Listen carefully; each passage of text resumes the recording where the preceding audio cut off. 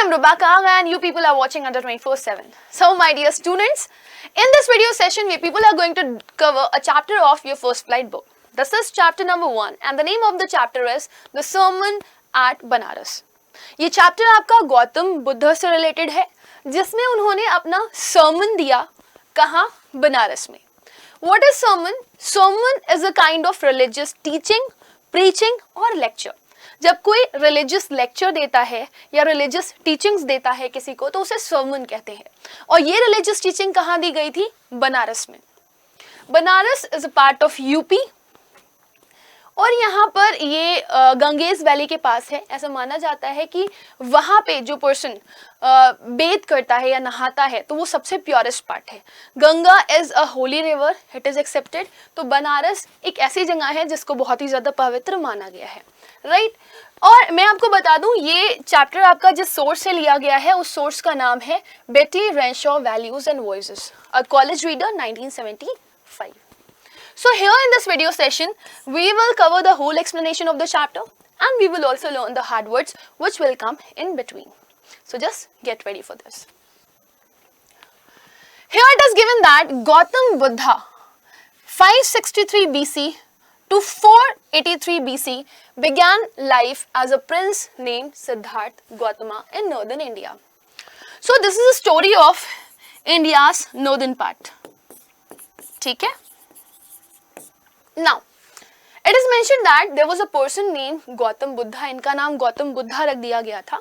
आपको पता है बुद्ध धर्म या बौद्ध धर्म की जिसने स्थापना करी थी that was none other than Gautam Buddha. तो गौतम बुद्धा वो person है who is the founder of Buddha religion. So it is said that he was born in 563 BC and died in 483 BC. BC refers to before Christ and AD refers to after death. Okay, so before Christ means Jesus Christ की birth के पहले का जो time था that was BC. अब आपके दिमाग में आ रहा होगा यहाँ पे 563 में इनका बर्थ हुआ और 483 में इनकी डेथ हो गई. बर्थ का नंबर बड़ा है और डेथ का नंबर छोटा है. तो मैं आपको ये बता देती हूँ एडी में जो आपका टर्म चलता है वो 1, 2, 3, 4 ऐसे चलता है. यानी कि फर्स्ट छोटा, सेकंड बड़ा, थर्ड उससे बड़ा, फोर्थ उससे बड़ा and so on. But BC में जस्ट उल्टा चलता है, जस्ट लाइक माइनस टर्म्स. यहाँ पे suppose -1, -2, -3, -4 it goes like this. Right तो आपको याद रखना है कि बीसी में उल्टी चलती है गिनती. 563 बड़ा होता है और 483 छोटा होता है. राइट यानी कि 563 पहले आएगा और 483 बाद में आएगा. सो यहाँ से शुरुआत होती है गौतम बुद्धा की जिंदगी की. और बताया जाता है कि जब गौतम बुद्धा शुरुआती तौर पर थे अपने तो वो एक प्रिंस हुआ करते थे जिनका नाम था Siddharth Gautam and he belongs to northern India. At 12 he was sent away for schooling in the Hindu sacred scriptures and 4 years later he returned home to marry a princess. जब गौतम बुद्धा 12 साल के हुए तब उन्हें कहाँ भेज दिया गया था? स्कूल टीचिंग के लिए भेज दिया गया था. And that school teaching was related to Hindu secret जिसमें ऋग्वेद, सामवेद, यजुर्वेद, अथर्ववेद इन सब से रिलेटेड पढ़ाई करवाई जाती थी. सो it is written over here sacred scriptures means any writing that is regarded as sacred by a religion or group. जो हमारे धर्म से रिलेटेड हमको जो चीज़ें पढ़ाई जाती हैं उसको ही आप बोलते हो sacred scriptures. हमारे धर्म से रिलेटेड जो भी किताबें होती हैं जैसे कि मुस्लिम्स में कुरान होता है और हिंदूज़ में गीता होती है, रामायण का पाठ करवाया जाता है, ये वेदास पढ़ाए जाते थे पहले. So that is sacred scriptures. Right तो 12 साल की उम्र में वो कहाँ चले गए थे? 12 साल की उम्र में वो अपनी पढ़ाई करने के लिए चले गए थे. 12 साल की उम्र में जब वो पढ़ाई करने के लिए गए और जब वो वहाँ से लौटे 4 साल बाद तो जब वो घर आए तो उनकी शादी एक प्रिंसेस से करवा दी गई, एक राजकुमारी से करवा दी गई. They had a son and lived for 10 years. Gautam Buddha की जब शादी हुई तो उनके एक बेटा हुआ और गौतम बुद्ध ने ये जिंदगी 10 साल तक एज इट इज जी. As befitted royalty. Befitted royalty means they lived as king or queen should. जैसे राजाओं महाराजाओं की जिंदगी होती है वैसे ही गौतम बुद्ध ने भी 10 साल तक अपनी जिंदगी राजाओं और महाराजाओं जैसी गुजारी. At about the age of 25, the prince heretofore shielded from the sufferings of the world, while out hunting from chanced upon a sick man, then an aged man, then a funeral procession, and finally a monk begging for alms. तो ऐसा बताया जाता है कि जब गौतम बुद्ध एक Prince थे, एक किंग थे, तो वो बहुत ही रॉयल भरी लाइफ जी रहे थे या रॉयल्टी से भरी हुई लाइफ जी रहे थे, राइट। तो इससे पहले मतलब 25 की उम्र से पहले जो प्रिंस थे उनकी जिंदगी जो थी वो बहुत ही ज्यादा शील्डेड थी। शील्डेड मतलब प्रोटेक्टेड। उन्हें प्रोटेक्ट किया जाता था हर तरह की सफरिंग से, परेशानी से। कोई बीमार है, किसी की डेथ हो रही है, कोई किसी परेशानी से जूझ रहा है, तो इस तरह की जितनी भी परेशानियां थी, इस तरह के जितने भी पेन्स थे, उन सफरिंग से हमेशा गौतम बुद्धा को प्रोटेक्ट किया गया। वाइल आउट हंटिंग, एक बार वो बाहर जाते हैं शिकार के लिए। चांस अपॉन यानी कि it was just like luck by chance, उनकी किस्मत समझिए आप, या ऑल ऑफ द सडन कोई चीज हो जाना। उनका सामना होता है एक आदमी से जो कि बीमार होता है। सिक मैन मीन्स बीमार। फिर उसके बाद उनकी मुलाकात होती है एक बूढ़े आदमी से। Then funeral procession, funeral procession मतलब किसी का जनाजा निकाला जा रहा होता है। And finally a monk begging for alms, alms का मतलब होता है दान। फिर वो देखते हैं कि एक आदमी है जो कि दान मांग रहा है। सो इस तरीके से गौतम बुद्धा की जिंदगी में आउटर वर्ल्ड की टच स्टार्ट होती है, जिसमें वो 4 सिचुएशंस अलग अलग देखते हैं, जिसमें वो लोगों की परेशानियां ऑब्जर्व कर पाते हैं कि एक बीमार आदमी है, तो एक बूढ़ा आदमी है, तो एक मरा हुआ इंसान है जिसका फ्यूनरल निकाला जा रहा है, और एक इंसान है जो भीख मांग रहा है। तो उन्हें पता चलता है ओह इस तरह की जो परेशानियां हैं वो लोगों के साथ आती हैं, लोग फेस करते हैं। तब इनकी असल जिंदगी शुरुआत होती है। And that was the age of 25। These sights मतलब ये जो दृश्य थे, so moved him that he at once went out into the world to seek the enlightenment concerning the sorrows he had witnessed. अब गौतम बुद्धा बहुत ज्यादा परेशान होते हैं, उन्हें कुछ भी समझ नहीं आ रहा होता कि आखिर उन्होंने ये सारी चीजें देखी वो क्या थी। तो इन सारी चीजों का पता लगाने के लिए वो अपनी जिंदगी में आगे बढ़ जाते हैं और बाहर निकलते हैं, और बाहर निकल करके दुनिया को देखते हैं।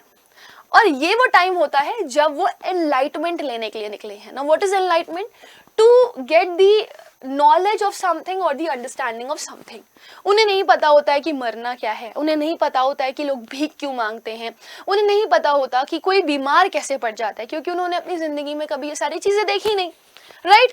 तो ये सारी चीजों को समझने के लिए, इन सारी चीजों का एनलाइटमेंट, नॉलेज प्राप्त करने के लिए वो बाहर चले जाते हैं, ये जानने के लिए कि मैंने ये सारे जो दुख देखे अपनी जिंदगी में, जो सारी चीजें मैंने अभी तक नोटिस करी, वो सब हैं क्या, व्हाट आर एक्चुअली दे। तो उसको जानने के लिए वो घर से बाहर निकल गए हैं। And this is the process which is known as enlightenment. He wandered for 7 years. Wandered का मतलब क्या होता है? Move around, यानी कि भटकना। तो जो गौतम बुद्धा थे वो 7 साल तक भटकते रहे, ये जानने के लिए कि आखिर लोगों के पास सफरिंग्स क्यों हैं, वो इतना ज्यादा परेशान क्यों हैं, और ये परेशानियां आती कहाँ से हैं। And finally sat down under a people tree. और इसके बाद फिर उन्हें कुछ समझ नहीं आ रहा होता, तो वो एक पीपल ट्री के नीचे बैठ जाते हैं। Where he vowed to stay until enlightenment came.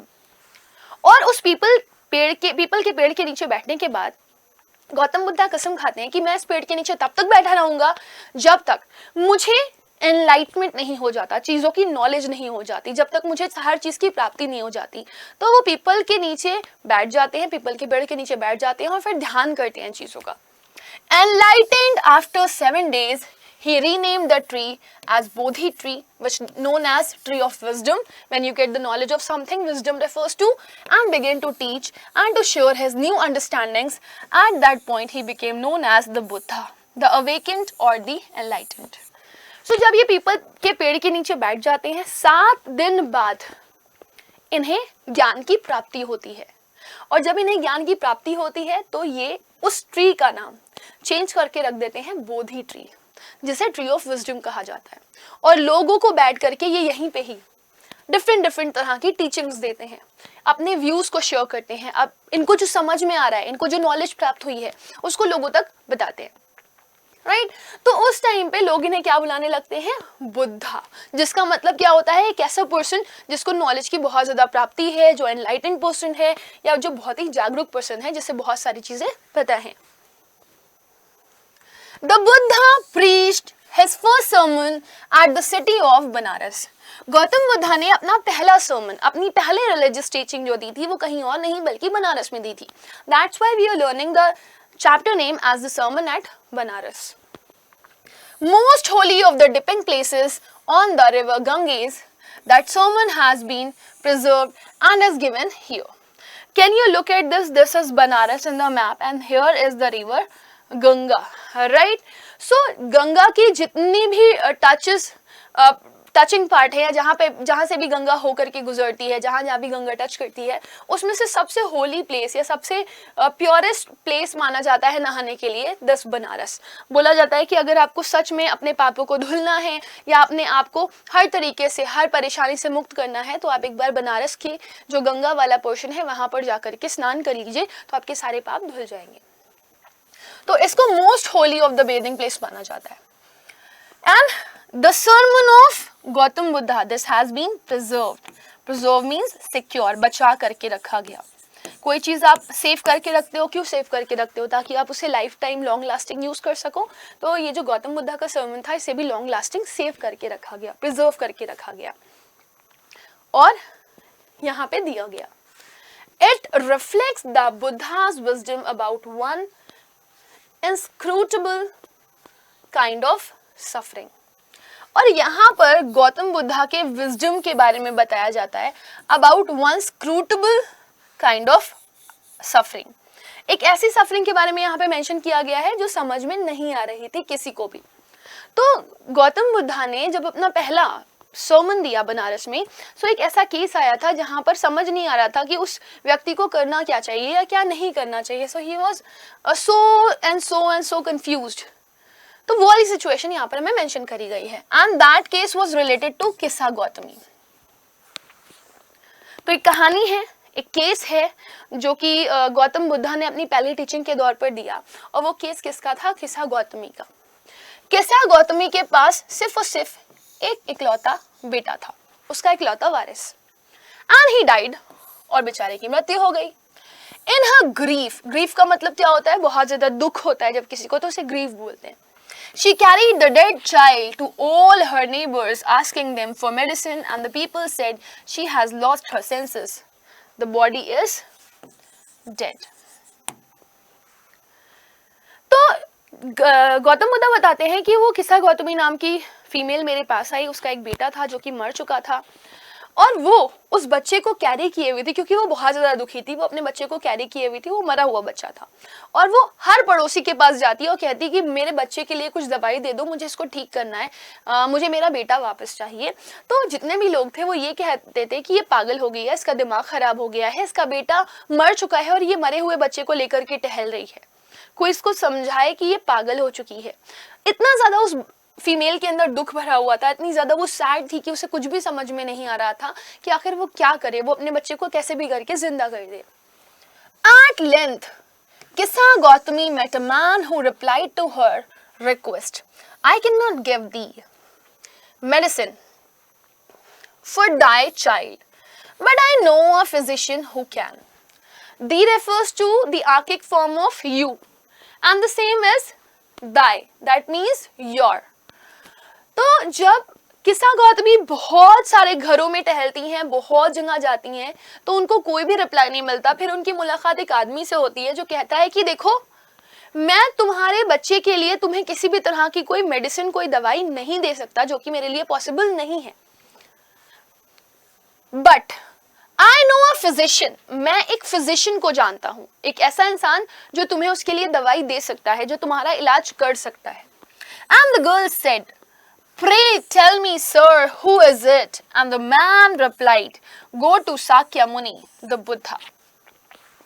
तो अब वो जो फीमेल होती है जिसका बेटा मर चुका होता है, जब वो ये सुनती है कि अरे कोई पर्सन है जो मुझे मेरे बच्चे के लिए इलाज बता सकता है, तो वो बहुत एक्साइटेड हो जाती है। वो कहती है कि प्लीज़ आप मुझे एक बार, सिर्फ एक बार मुझे प्लीज़ आप उस पर्सन का पता दे दीजिए जहाँ से मेरा बच्चा ठीक हो जाएगा, मेरे बच्चे को वापस जीवन मिल जाएगा।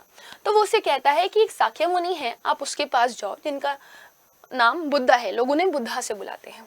तो उन्हें एडवाइस करता है कि तुम्हें किसके पास जाना चाहिए, गौतम बुद्धा के पास जाना चाहिए।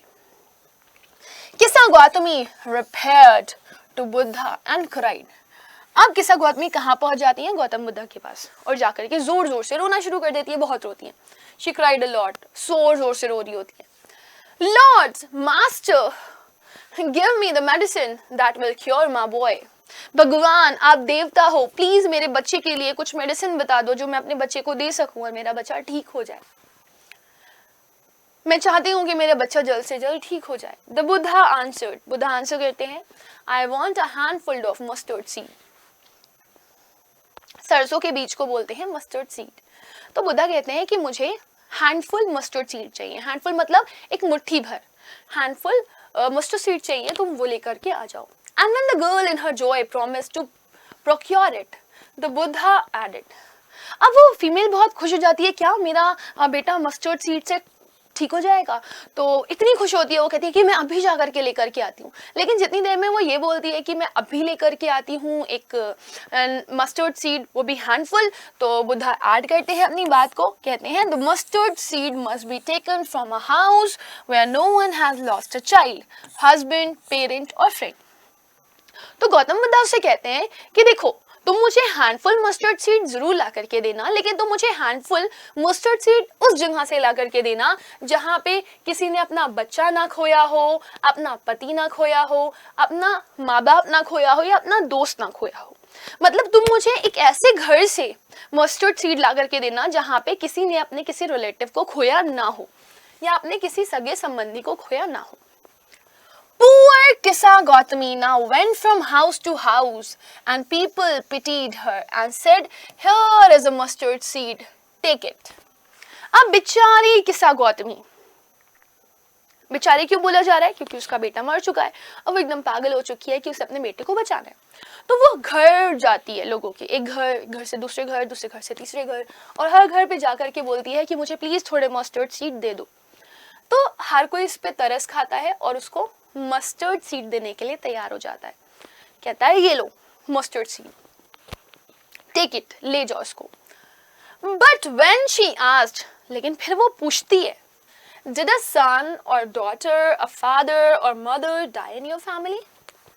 क्या तुम्हारे घर में कोई बच्चा, कोई बेटी, कोई पापा, कोई मम्मी, या तुम्हारी फैमिली का कोई भी ऐसा पर्सन है जिसकी मृत्यु ना हुई हो?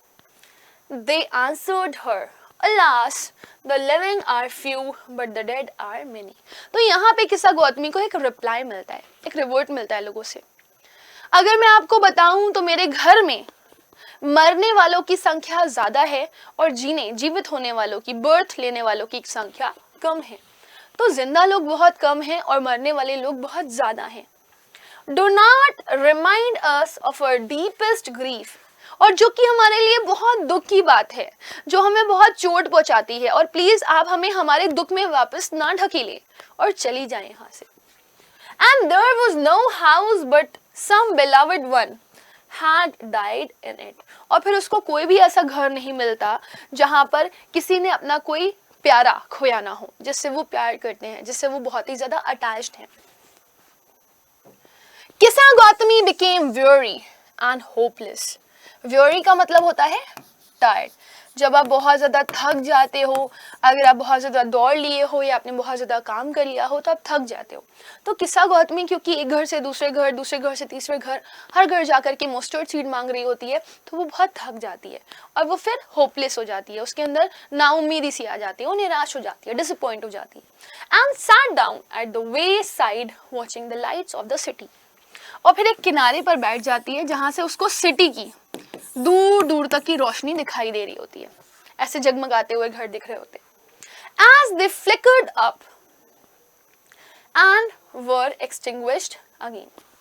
अब उसको वहां पे घर कैसे दिखाई दे रहे हैं कि वहां पे जो घर है वहां पे बिजली चमक रही है, यानी कि लाइट जो होती है वो कभी जल रही है कभी बुझ रही है, और फिर उसके बाद वो पूरी तरीके से खत्म हो गई, बंद हो गई, ऑफ हो गई। At last the darkness of the night reigned, यानी कि जब सब लोगों ने अपने अपने घरों की बत्तियां बुझा दी तो वहां पर सिर्फ और सिर्फ क्या छा गया, अंधेरा। तो पहले तो रोशनी थी, फिर फ्लिकरिंग शुरू हुई, मतलब जलना बुझना शुरू हुआ, और फिर अचानक से लाइट्स बंद हो गई, तो हर तरफ अंधेरा था। And she considered the fate of men, तब वो सोचने लगी कि एक इंसान की जिंदगी में क्या लिखा होता है, उसकी किस्मत में क्या होता है। That their lives flicker up, पहले उनकी एक जिंदगी आती है चमचमाती हुई, चमकती हुई, and are extinguished again, और फिर वो कैसे खत्म हो जाती है। तो इंसान का जीवन होता है जिसमें वो चलता फिरता चहचहाता मुस्कुराता हुआ दिखाई देता है, और फिर वो डेड की तरफ पहुंच जाता है।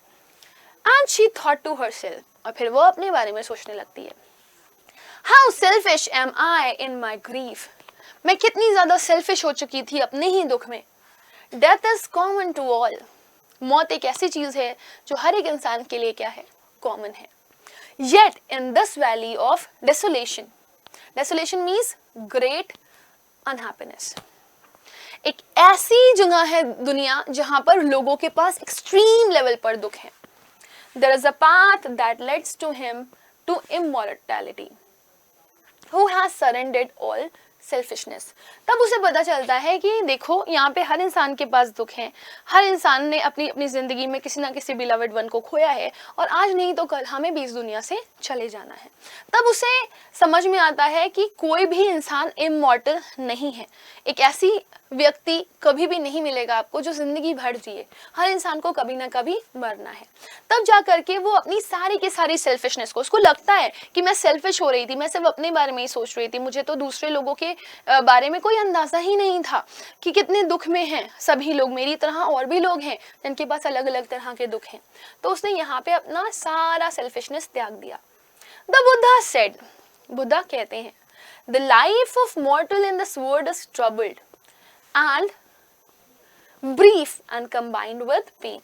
अब बुद्धा ने अपना सोमन दिया, क्या दिया कि जो लाइफ ऑफ मॉर्टल्स हैं इन दिस वर्ल्ड, यानी कि हम जो ह्यूमन बीइंग्स हैं उनकी जो जिंदगी है, मॉर्टल्स मतलब समझते हो ना, एक ऐसा पर्सन जिसको एक ना एक दिन मर जाना है, जो हमेशा जीवित नहीं रहेगा, उसकी जो दुनिया है उसमें बहुत सारी परेशानियां हैं, बहुत ही ब्रीफ है, बहुत ही छोटी है, और उसमें बहुत सारे दर्द हैं। तो यहाँ पर हर एक इंसान जिसको आप देखोगे, उस हर इंसान की जिंदगी में आपको दुख और परेशानियां मिलेंगी। For there is not any means by which those have been born can avoid dying। फिर गौतम बुद्ध कहते हैं क्योंकि हर वो इंसान जो पैदा हुआ है, हर वो व्यक्ति जिसने जन्म लिया है, उसको एक ना एक दिन तो मरना ही है। After reaching old age, there is death of such a nature are living beings। हर वो इंसान जो पैदा हुआ है उसको एक एज पर पहुंचना है जब उसकी लाइफ में बुढ़ापा आएगा, और बुढ़ापे के बाद उसकी क्या हो जाएगी, डेथ हो जाएगी। तो ये हर एक ह्यूमन बीइंग के साथ होना है, you are not only alone जिसके साथ ये होगा। As ripe fruits are early in danger of fallings, फिर वो बताते हैं जैसे कि जो पके हुए फल होते हैं उनको खतरा होता है कि वो गिर जाएंगे, जितना ज्यादा फल पका होगा उतनी ही जल्दी वो गिरेगा। So mortals when born are always in danger of death, जब बच्चा पैदा होता है एक ऐसी क्रिएचर वो जिनको कभी ना कभी मरना है, तो वो इस खतरे के साथ ही पैदा हुए होते हैं कि आज नहीं तो कल उनको मर जाना है। As all earthen vessels made by the potter and in being broken, फिर वो कहते हैं अच्छा तुम बताओ, वो इंसान जो मिट्टी के घड़े बनाता है, तो मिट्टी के घड़े कभी ना कभी तो फूट ही जाते हैं ना, तो वैसे ही ह्यूमन बीइंग भी है, वो कभी ना कभी अपनी लाइफ को एंड कर ही देगा। So is the life of mortals, both young and adult, both those who are fools and those who are wise, all fall into the power of death, all are subject to death। हर वो इंसान जो कि जवान है, जो एक adult है, या फिर हर वो इंसान जो बेवकूफ है, जो बुद्धिमान है, तो हर किसी को मौत के आगे झुकना ही पड़ता है, और हर किसी को अपनी लाइफ को एंड करना ही पड़ता है। कभी ना कभी उसकी लाइफ का एंड आता है और वो अपनी जिंदगी को त्याग देता है, खत्म हो जाती है उसकी जिंदगी। Of those who overcome by death, और वो लोग जिन्होंने इस चीज से मुक्ति पाली, जिन्होंने डेथ को ओवरकम कर लिया, depart from life. A father can not say his son nor kinsman their relation. एक पिता जिसको अपने बच्चे से बहुत ज्यादा प्यार होता है, वो अपने बच्चे को नहीं बचा सकता, नॉट पॉसिबल. वही एक किन्समैन, किन्समैन का क्या मतलब होता है? Close relative. तो एक रिश्तेदार दूसरे रिश्तेदार को नहीं बचा सकता. Mark, while relatives are looking on and lamenting deeply, one by one mortals are carried off like an ox that is led to the slaughter. फिर वो उसको और एग्जाम्पल देते हैं और कहते हैं कि देखो, एक पिता जिसको अपने बच्चे से प्यार बहुत ज़्यादा होता है और एक रिलेटिव जिसको अपने रिलेटिव से बहुत ज़्यादा प्यार होता है, वो कभी ना कभी इस चीज़ को अपनी ज़िंदगी में फेस करता है, वो दुख झेलता है और लेमेंट करता है. लेमेंट का मतलब है जब हम मातम मनाते हैं, जब हम बहुत रो रहे होते हैं कि हमने अपने रियल वन को खो दिया. One by one mortals are carried off. अब वो कहते हैं एक ना एक टाइम ऐसा आएगा जब हर किसी की लाइन लगी हुई है, पहले मैं जाऊंगा, फिर कोई और जाएगा, फिर कोई और जाएगा, फिर कोई और जाएगा, और ऐसे एक कतार में लोगों की डेथ होनी ही होनी है. जैसे कि कोई ऑक्स को, एक बैल को स्लॉटर मतलब मारने के लिए, काटने के लिए ले जा रहा हो, डेथ की तरफ ले जा रहा हो, तो ऐसे हम ह्यूमन बीइंग भी एक एक करके अपनी जिंदगी को खो देते हैं, जैसे कि हमको भी कोई भगवान के पास ले जा रहा हो. So the word is afflicted. Afflicted means affected by with death. तो हर इंसान के ऊपर मौत का इफेक्ट पड़ना ही पड़ना है. विद डेथ एंड डीके, हर इंसान मौत को झेलेगा और फिर उसकी बॉडी सड़ जाएगी, वो डीके हो जाएगी. Therefore the wise do not grieve. इसी वजह से जो लोग बुद्धिमान होते हैं, जिन्हें ये अकल होती है कि हर जीवित इंसान को एक ना एक दिन मरना है और इस दुख का सामना करना है, वो इस चीज पर दुख नहीं मनाते. Knowing the terms of the world, क्योंकि वो ये अच्छे से जानते हैं कि ये ही दुनिया का रिवाज है, यही इस दुनिया की रीति है कि एक आता है तो एक जाता है. समझ में आ रहा है? तो ये गौतम बुद्धा की टीचिंग थी, जो गौतम बुद्धा ने किसको दी? आपने पहले बनारस के सर्मन में दी. Not from weeping nor from grieving will anyone obtain peace of mind. अगर आप चाहते हो कि आपका दिमाग सुकून में चला जाए, तो रोने से, मातम करने से और क्राई करने से you are not going to get anything. On the contrary, इसके विपरीत his pain will be the greater and his body will suffer. अगर तुम आज अपने बच्चे के लिए रो रही हो, तो तुम्हारी जो परेशानी है वो और ज्यादा बढ़ जाएगी और तुम और ज्यादा अपनी तबीयत खराब कर लोगी और तुम और ज्यादा परेशान होगी, तुम्हें सुकून नहीं मिलेगा. He will make himself sick and pale. तुम भी अपने आप को बीमार कर लोगे और तुम भी बीमार हो जाओगे. Yet the dead are not so saved by his lamentation. तो ज्यादा अगर तुमने मातम किया, ज्यादा अगर तुमने दुख मनाया, तो तुम भी इसी कंडीशन पे चले जाओगे और तुम्हारी भी हालत खराब हो जाएगी और तुम भी उसी स्टेज पर आ जाओगे जब तुम्हें मौत का सामना करना पड़ेगा. सो तुम्हारे पास कोई सुकून नहीं है, तो तुम्हारे पास कोई चैन नहीं है, बल्कि तुम्हारी हालतें और खराब होंगी. He who seeks peace should draw out the arrow of lamentation. वो इंसान जो इस चीज से मुक्ति पा लेता है, जो मातम करने के दुख से मुक्ति पा लेता है, कंप्लेन से मुक्ति पा लेता है, दुख से मुक्ति पा लेता है. He who has drawn out the arrow and has become composed will obtain peace of mind. वो इंसान जो इन सारे दुखों से बाहर निकल आता है, उस इंसान को शांत और मुक्ति की प्राप्ति होती है. He who has overcome all sorrow will become free from sorrow and be blessed. वो इंसान जो अपने आप को हर दुखों से बाहर निकाल लेता है, छोटी छोटी सी चीज़ों से इफेक्ट नहीं होता, और जब वो अपने आप को इस दुख के बाहर रखता है, तब उसको लगता है कि उसके ऊपर भगवान का आशीर्वाद है, वो सुकून में है और उसकी ज़िंदगी में हर तरह की परेशानी और बला दूर जा चुकी है. जो गौतम बुद्धा थे, उन्होंने बेसिकली यही बताया कि एक इंसान की डेथ का गम हर किसी को होता है, बट जो इंसान उस चीज़ को ओवरकम कर जाता है, वही असली इंसान है, वही खुशकिस्मत इंसान है और वही अपनी ज़िंदगी में बहुत आगे बढ़ता है और बहुत कुछ सीखता है. So my dear student, this was the end of the session. यहाँ पे आपका जो चैप्टर था द सर्मन एट बनारस, इसकी एंड होती है. So I'm ending this session. Thank you. Bye bye everyone. But do not forget to like, share and subscribe this if you are new. Thank you and bye bye.